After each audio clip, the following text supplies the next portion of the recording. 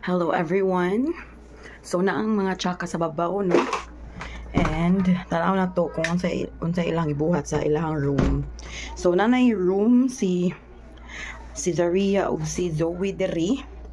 And kung matug sila diri ra gyud sila sa ilang room matulog. Ato na to sa taas.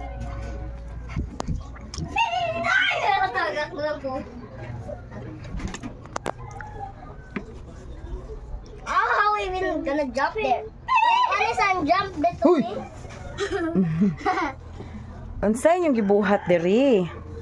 So, mo pa nilahang room, mo pa jud na human. Pero amo ning ipa double walling. Actually ang scene gamit jud kay ni every time mag-uwan, no.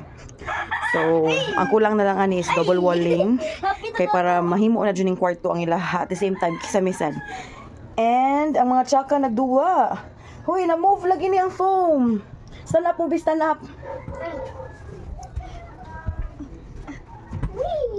Nagwiwi, may noon ka.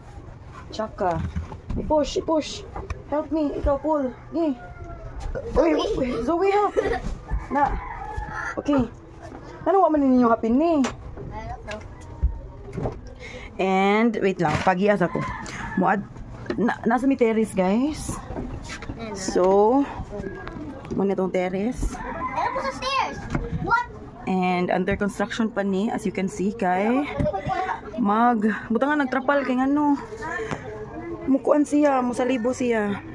And diri wala pa na nahuman diha. Wala pa nahuman, pero nindot na kay ni siya sa tambayan kung mahuman na. And butangan pa ko ni diri og atop kay para ang salibo dili na siya musud or dili na magbaha diri sa sud kay actually magbaha jud siya every time nga mag-uwan. Yes.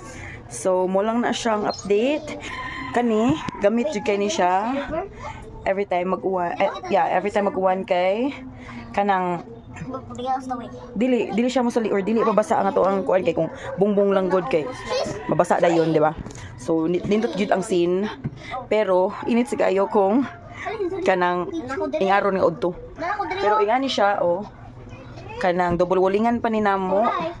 And since busy pa jud kay tanan wala pa jud may kalugar. Pero mo ni ang mga kwarto sa mga tsaka Ganina ra ni sila diri. And sayo kini sila ng mata. Si Zaria ambot lang kung nitog ba ni. So, thank you so much for watching. Bye! Oy, bye! Bye. Bye! Bye. Okay, bye!